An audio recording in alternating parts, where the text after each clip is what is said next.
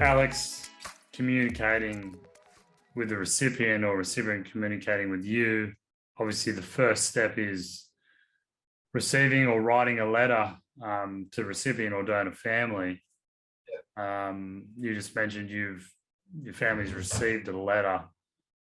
What was that like from your end? That was pretty special. It was very sad. It was, I know for my mum, I don't want to speak on behalf of my mum, but I remember her feeling, she felt it's not fair.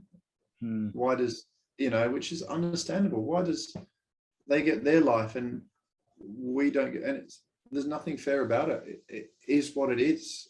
But it was lovely to know that somebody who had a poor quality of life now has all the same opportunity to live a life and to be a mum as anyone else, as the rest of us.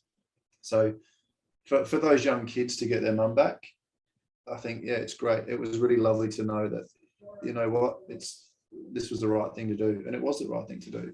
From my point of view, and it is as simple as that, you get your life back.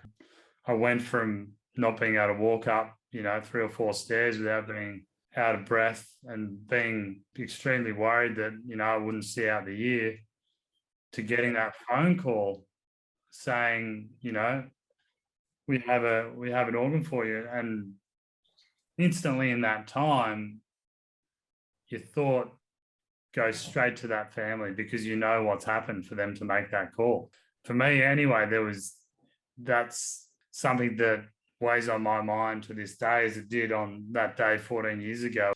You'll send yourself crazy trying to make sense of it. So yeah, you can't. I think I spoke about it when you reached out initially, is it is what it is. Like you